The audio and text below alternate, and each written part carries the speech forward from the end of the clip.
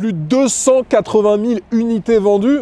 Depuis son lancement en 1988, le van aménagé le plus vendu au monde, c'est lui, le Volkswagen California, qui revient en cette fin d'année 2024 avec 3 nouvelles finitions, Beach Camper, Coast et Océan. Mais il faut savoir que Volkswagen Véhicule Utilitaire a entièrement revu le moindre centimètre dans son habitacle pour proposer un California plus sophistiqué, plus spacieux, plus intelligent et plus durable que l'ancien. Est-ce que ce best-seller va continuer à trôner à la première place de son segment dans un marché qui, il faut le dire, attire de plus en plus de concurrents qui sont davantage affûtés que précédemment, mais surtout avec des offres tarifaires et des offres d'équipement de plus en plus attractives pour les futurs propriétaires de ce genre de voitures qui sont pour la plupart du temps de gros voyageurs.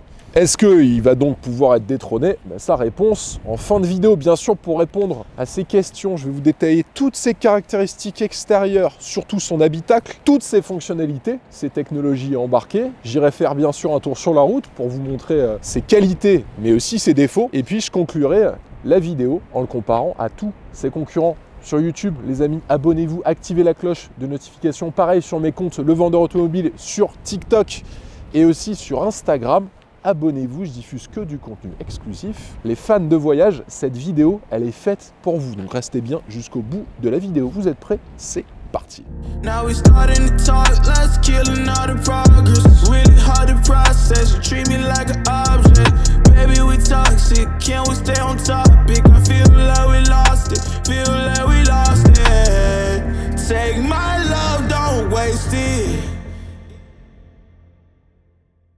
Sur l'extérieur, commençons par la face avant. Déjà, antenne qui trône juste en haut du toit. On a des formes assez arrondies, mais sans trop d'exagération dans le design, je trouve. Il a des faux airs d'ID Buzz, je trouve, à l'avant. Assez consensuel dans le design, pas de prise de risque exagérée, mais ça reste assez élégant et surtout harmonieux. Sur sa face avant, on est loin des designs un petit peu trop rustiques des précédentes générations. Projecteur Matrix LED IQ Lights avec les feux de jour à LED. Au centre de la calandre, on a une baguette vernis noir brillant avec 2 baguettes chromées et le logo Volkswagen au centre. On a une fine entrée d'air horizontale entre la calandre et le bouclier avant. Et puis on a un bouclier avant en couleur carrosserie avec l'entrée d'air centrale en nid d'abeille. Je trouve ça plutôt pas mal d'avoir proposé tout en couleur carrosserie à l'avant. On n'a plus de vulgaire plastique. Et je trouve que ça le met dans un niveau de gamme un peu plus élevé que les précédents. On a aussi une bande horizontale qui comprend la plaque d'immatriculation qui scinde le bouclier avant. On sent vraiment que Volkswagen a voulu le positionner sur un segment plus ostentatoire que les précédents. Il s'embourgeoise. Ça se voit bien sûr sur les tarifs, je vais y revenir, mais ça se voit aussi sur le design. Alors moi je trouve ça plutôt pas mal parce que pour le coup, quand on met un tel tarif dans un véhicule pour voyager, on a quand même envie d'en avoir pour son argent. Et je trouve ces petits détails sur le bouclier avant, avec tous ces éléments qui sont en couleur carrosserie, rendent le Volkswagen California plus cossu que le précédent. Jantes de 18 pouces en anthracite, les Toshima, qui sont facturées à 555 €, qui sont chaussées sur des Bridgestone Weather Control A005, que vous pourrez retrouver sur le site 1001pneus.fr, bien sûr, qui sponsorise cette vidéo, merci à eux. Alors 1001pneus.fr, faut savoir que c'est un des leaders français de la vente de pneumatiques en ligne. Ils ont plus de 50 000 références sur leur site internet. Vous pouvez retrouver des pneus été, pneus hiver, pneus 4 saisons, des pneus pour voitures de collection. D'ailleurs pour des voitures, des motos, des camions et pour tout type de voitures, que ce soit des citadines, des compacts, des breaks, des SUV, des voitures de sport. Bref, allez sur leur site internet 1001pneus.fr, je vous le mets en description de la vidéo. Si vous avez des questions, ce qui est bien sur leur site, c'est que vous pouvez non seulement les appeler, leur envoyer un email, pouvoir chatter avec un conseiller pour avoir les bonnes informations pour ne pas vous tromper dans la commande de vos nouveaux pneumatiques. Ce Bridgestone Weather Control A005, c'est un pneu durable qui est fiable toute l'année. Je vais vous en parler d'ailleurs plus en détail lors de l'essai routier. Vous avez des bavettes de garde-boue avant et arrière qui sont disponibles pour 185 €. Les jupes latérales, elles sont en couleur carrosserie. Pas de plastique sur cette voiture, il n'y en a quasi pas sur l'extérieur. Ceinture de caisse placée en dessous des poignées de porte, en couleur carrosserie. Coque de rétroviseur en noir brillant. On a le badge California qui est de chaque côté sur le pilier A. Pente coulissante de chaque côté Ça aussi, c'est différent du Mercedes Marco Polo. Vide teinté à l'arrière, avec lunettes arrière surteintées. On a l'inscription Océan de chaque côté. Store en noir côté droit pour 720 € qui est sur notre modèle. Possibilité de l'avoir aussi côté gauche. On a une prise extérieure qui est présente à gauche pour lier le véhicule à un réseau électrique. Et sachez qu'il y a plusieurs teintes disponibles. Sur notre modèle, c'est le Medium Blue métallisé qui est facturé 1075 € tout de même. Réservoir de carburant avec une contenance de 70 litres et un empattement de 3,12 m. Béquet arrière couleur carrosserie avec intégration du 3e feu stop. Un arrière forcément très vertical, parce qu'à la base c'est un utilitaire. Feu arrière à LED, bien sûr, inscription California. Et pareil que sur la face avant et la partie latérale. Et ça, je trouve que c'est bien en termes d'effort esthétique. Il n'y a pas de plastique noir sur cette voiture. Tout est en couleur carrosserie. Il faudra être soigneux avec votre California. Mais ça a le mérite d'être assez haut de gamme. Et sachez que vous pourrez opter pour un dispositif d'attelage pivotant mécaniquement et déclenchable électriquement avec l'assistant aux manœuvres avec remorque pour 1030 € qui vous permettra de tracter en non freiné 750 kg et 2 tonnes en freiné. Pas d'ouverture et fermeture assistée électriquement sur notre modèle. En revanche, on a accès à un coffre dans lequel on va trouver énormément d'équipements. Déjà, on a ce premier rangement qui est situé juste ici, qui fera office de rangement pour la petite kitchenette qui est présente à l'intérieur. Je vais vous la présenter d'ici quelques instants. On a ici la possibilité de mettre une petite douchette pour prendre une douche avec votre Volkswagen California. Pas de mini cuisine extensible à l'arrière sur le modèle que je vous présente. Vous pourrez stocker la bouteille de gaz. On a un réservoir d'eau de 33 litres sur Océan pour utiliser justement cette douchette. Et puis un grand rangement bien sûr pour les tables. C'est ce que vous voyez juste ici. Et les chaises sont en fait directement rangées juste là. Ça c'est plutôt bien pensé. Ça n'empiète pas sur l'habitabilité à l'arrière du véhicule. Ça c'est plutôt bien développé par Volkswagen. Au niveau de ses dimensions, il évolue beaucoup. 5,17 m en longueur, c'est 27 cm de plus que la précédente génération. En largeur 1,94 m, c'est 4 cm de plus. Et hauteur 1,97 m. Donc là, pour les parkings dans les centres-villes, en France du moins, ce ne sera pas possible d'y accéder, puisque l'immense majorité d'entre eux sont limités à 1,90 m. C'est quand même à prendre en compte lorsqu'on voyage avec ce genre de véhicule. Et sur son poids, 2393 kg, on est extrêmement loin des toutes premières générations du Volkswagen California qui était aux alentours des 2 tonnes. Donc là aussi, c'est à prendre en compte. On va voir si sur la partie de l'essai routier, ça se fait ressentir de manière exagérée ou pas.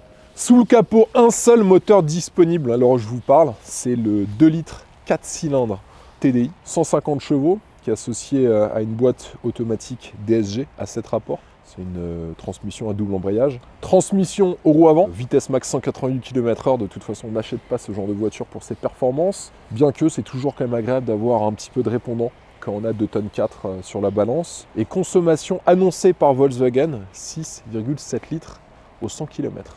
Prix de base, 68 400 € pour la finition Beach Camper. Et la finition que je vous présente, c'est la finition Océan, qui est la plus élevée, 84 000 €. Et avec les équipements dont celui-ci dispose, il s'affiche à 93 400 €.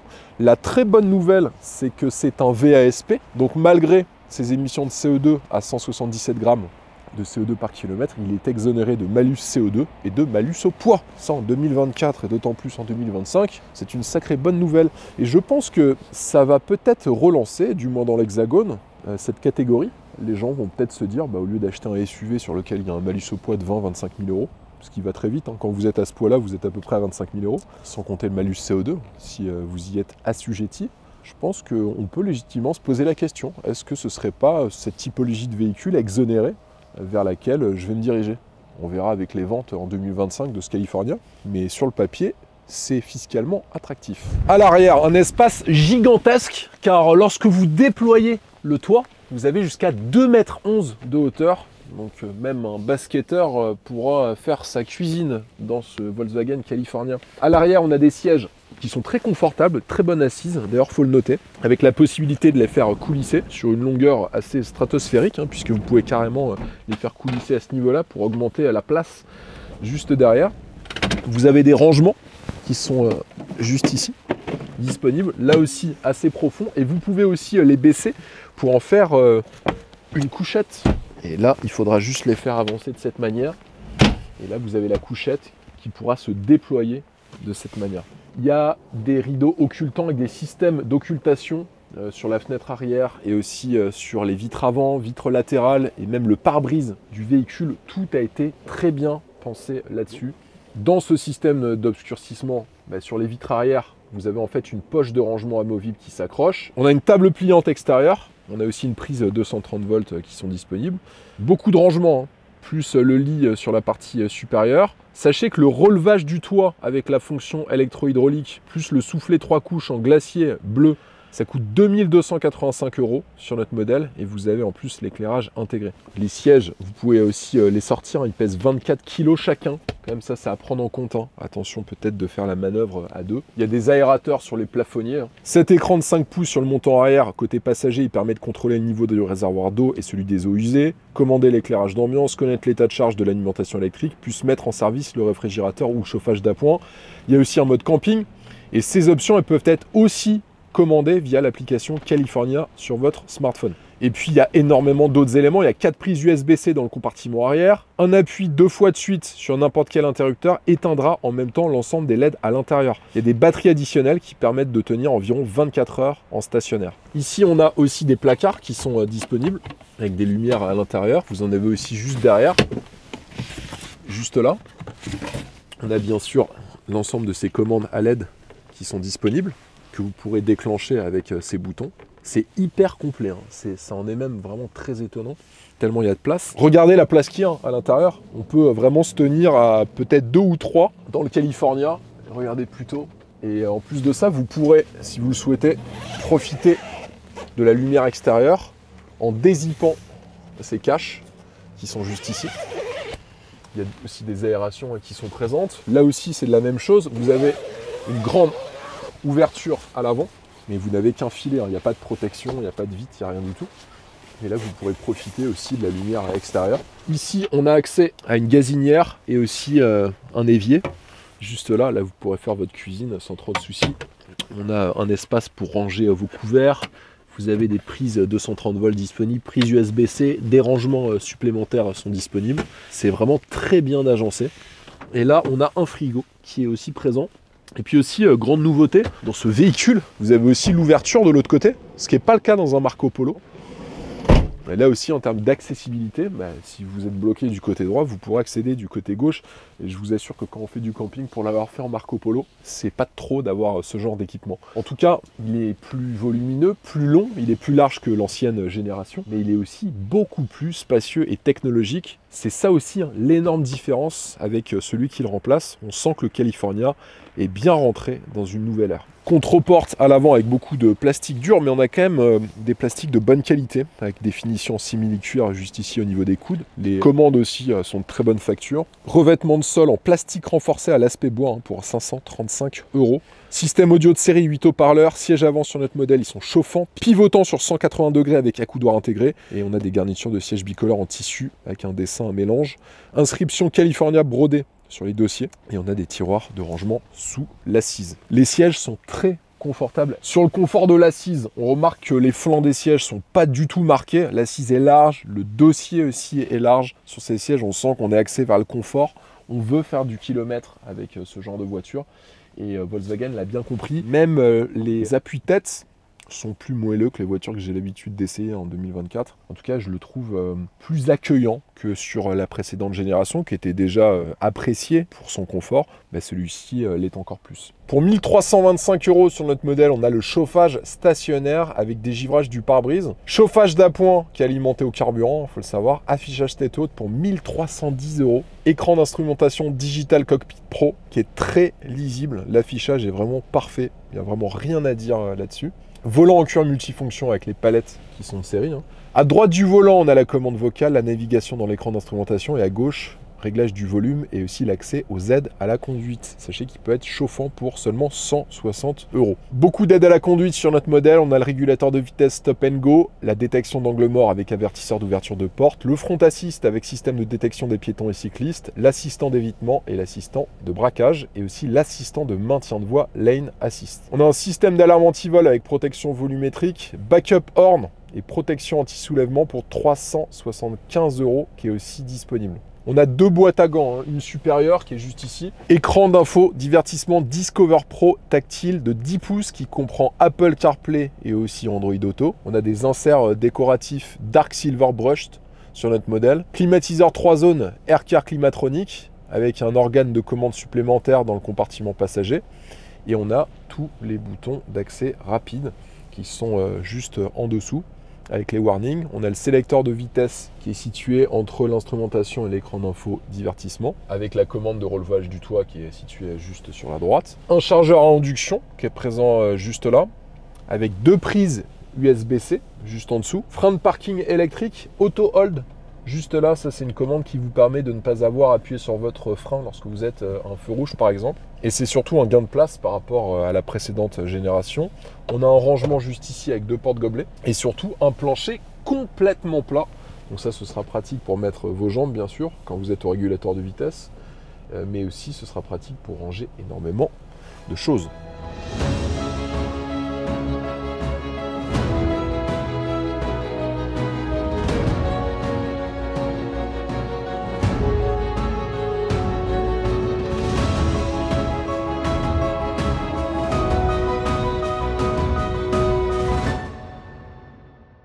Place maintenant à l'essai routier. On est très haut dans cette voiture, 1,97 m en hauteur, je vous le rappelle. Ce qu'on remarque, le véhicule est assez bien suspendu, il repose sur la plateforme MQB.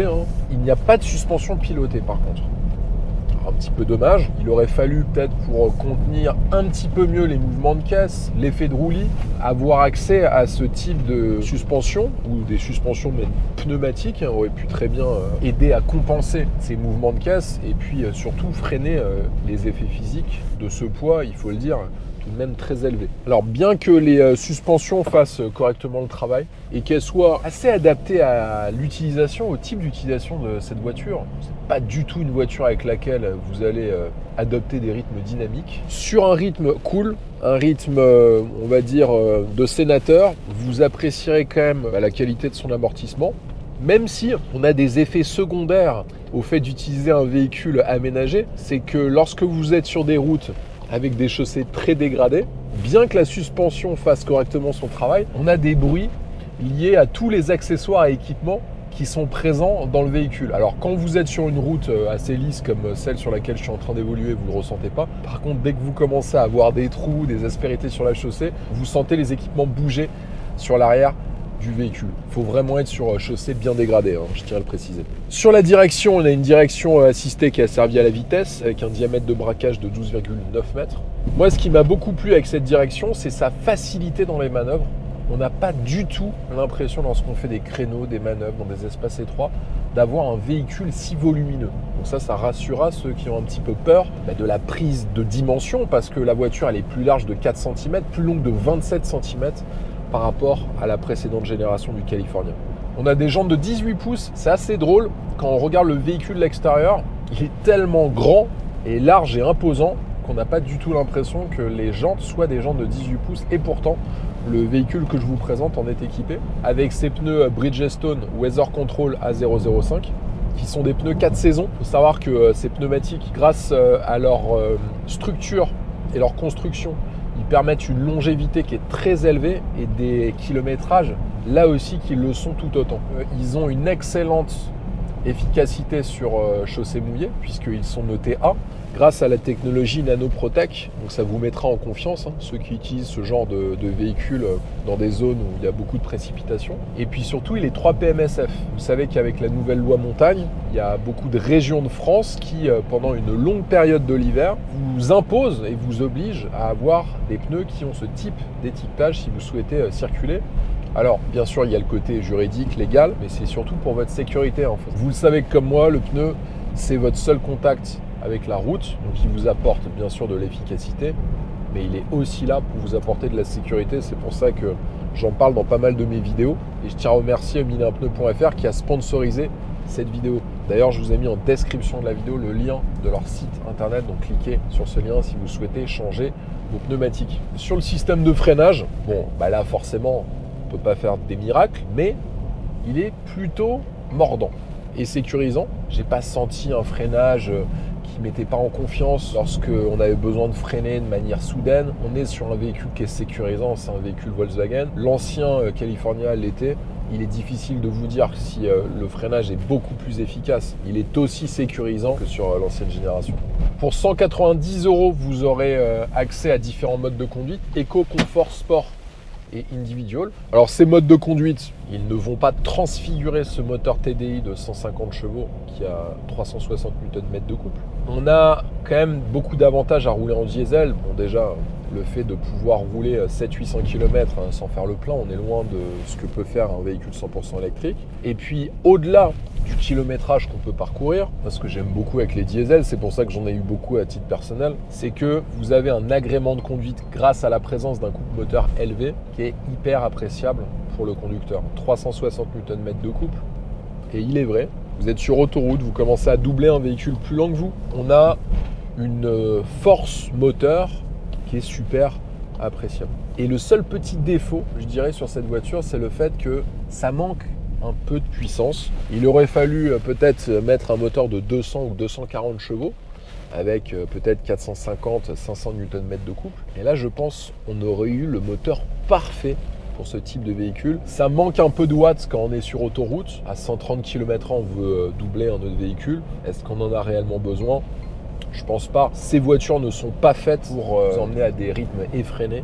Par contre, c'est toujours agréable de pouvoir se dire qu'on peut facilement et avec aisance doubler un véhicule plus lent qui nous précède. Niveau de l'insonorisation, j'ai pas noté de bruit aérodynamique perturbateur lorsqu'on roule. On pourrait quand même, quand on voit le gabarit et le dessin du véhicule, se dire qu'on va avoir des bruits aéros, des bruits d'air au niveau des montants A du véhicule, et en fait pas du tout.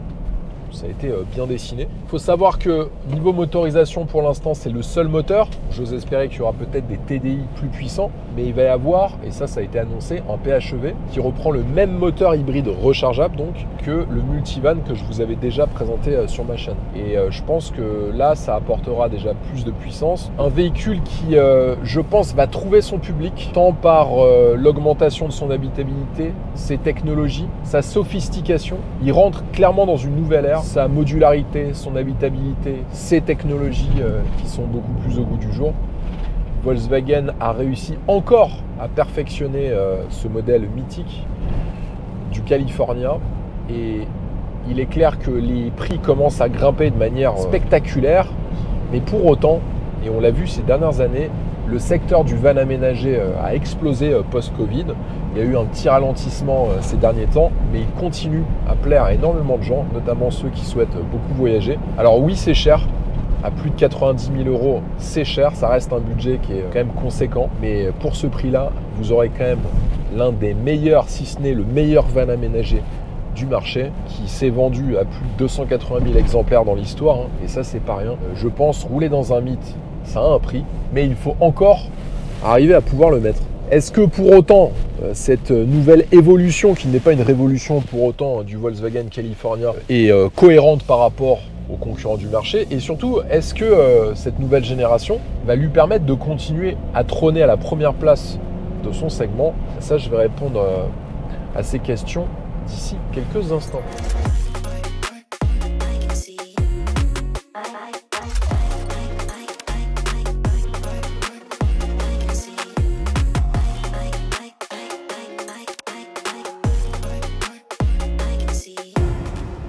Il faut maintenant conclure l'essai de ce nouveau Volkswagen California, dans cette finition très haut de gamme, c'est peu de le dire. Alors parmi ses défauts, moi ce que j'ai retenu, déjà son poids 2,4 tonnes sur la balance, ça commence à faire beaucoup quand même sur ce genre de véhicule. Il y a encore une dizaine d'années, voir des véhicules proches des 2,5 tonnes, c'était très rare. Ça devient un peu monnaie courante en 2024-2025. Liste d'options très longue, je trouve, peut-être un peu trop longue. Tarif élevé, on frôle les 100 000 € pour le modèle tel qu'il est équipé dans cette finition Océan. Une seule motorisation disponible, diesel 150 chevaux, peut-être qu'il manque un peu de puissance dans certaines situations de conduite. Et puis il n'y a pas de version 4 roues motrices proposée pour le moment. Et enfin, autre défaut, c'est la hauteur, parce que là clairement je l'ai eu pendant 2 jours, impossible de rentrer dans des parkings, puisque l'immense majorité des parkings, ils sont limités à 1,90 m. Dommage. Parmi ses qualités, heureusement il y en a pas mal, Déjà, le look, super réussi selon moi, avec vraiment une attention toute particulière à ne pas proposer un véhicule avec des plastiques noirs. Franchement, à ce niveau de prix, à plus de 90 000 €, du moins dans la finition que je vous présente, je trouve que c'est un minimum d'avoir un véhicule qui esthétiquement est bien fini, bien développé. Il y a de la couleur carrosserie sur quasi l'intégralité des éléments du véhicule et je trouve ça pas mal. Il est enfin attractif, les anciennes générations l'étaient quand même un petit peu moins. Ils ont quand même mis un point d'honneur à le rendre sexy. Habitabilité gigantesque qui évolue par rapport à l'ancienne génération positivement. Il est pratique, fonctionnel et puis je trouve la planche de bord là aussi très ergonomique, beaucoup plus que l'ancien. On sent une montée en gamme par rapport à la précédente génération. Et surtout sur ses qualités, je trouve qu'il garde l'âme et le charme des anciennes générations, même s'il a beaucoup évolué. Certes, il a beaucoup évolué aussi sur son prix, mais il a toujours son âme de grand voyageur et c'est ce que recherchent les propriétaires de ce genre de véhicule. Est-ce que c'est un véhicule qui va continuer à trôner à la première place de son segment? Autant il y a 30 ans, il était un petit peu tout seul, voire l'unique proposition sur le marché. Autant en 2025, il y en a d'autres qui sont arrivés face à lui. C'est pour ça que j'ai pris plusieurs critères pour le comparer à ses concurrents. Premier critère, le design. Même s'il a peu changé par rapport à son prédécesseur, il y a eu quand même des petites évolutions qui ont été apportées, mais c'est surtout l'intérieur qui est plus spacieux et plus technologique. Alors personnellement, moi je suis un fan du Mercedes-Benz Classe V Marco Polo, donc je le positionnerai en premier. En 2, le Volkswagen California. Et en 3, le nouveau Ford Transit Custom Nuggets, qui est super réussi, mais qui, en termes de peut-être rendu visuel, est un petit peu moins attractif. Deuxième critère, c'est performance, 150 chevaux. C'est plus que le Citroën Holidays qui fait 145 chevaux mais qui est aussi dispo en 180, que le Renault Trafic Space Nomad qui fait 130 chevaux mais il est aussi dispo en 150 et 170 chevaux, mais c'est moins que le Mercedes-Benz Marco Polo, 163 chevaux qui est dispo en 190 et 237. Il se situe dans la tranche moyenne, mais est-ce qu'on a vraiment besoin d'une voiture puissante pour partir à l'aventure? Je pense pas, mais c'est toujours mieux d'avoir une capacité de puissance nécessaire pour doubler par exemple sur autoroute. Je vous donne pas les caractéristiques du nouveau Ford Transit Nugget parce qu'il a été annoncé, mais les caractéristiques techniques sont pas encore officielles. Troisième critère, la consommation, 6,7 litres. C'est moins que tous ses concurrents parce que c'est minimum 1 litre de moins et jusqu'à 2 litres par rapport à certains des autres vannes de voyage qui sont proposés sur le marché. Ça, c'est un bon point. Et enfin, sur son prix, quatrième critère, 68 400 € de base, mais 84 000 € pour la finition Océan que je vous présente. C'est plus que le Citroën Holidays, que le Renault Trafic Space Nomad, mais c'est moins que le Mercedes-Benz Classe V Marco Polo, qui lui s'affiche, écoutez bien, à 91 910 € de base. Quand on fait le point par rapport à l'ensemble de ses concurrents, pour moi, c'est un très bon équilibre entre polyvalence, confort, technologie, performance et design. Certes, il est cher, mais il arrive à apporter un supplément d'âme, il arrive à apporter des technologies, une habitabilité, un look, une qualité de finition que ceux qui sont moins chers n'arrivent pas à apporter. Est-ce qu'en termes de volume de vente, il va pouvoir continuer à se vendre autant? En fait, bien qu'il soit plus cher que les autres, il a une histoire à raconter.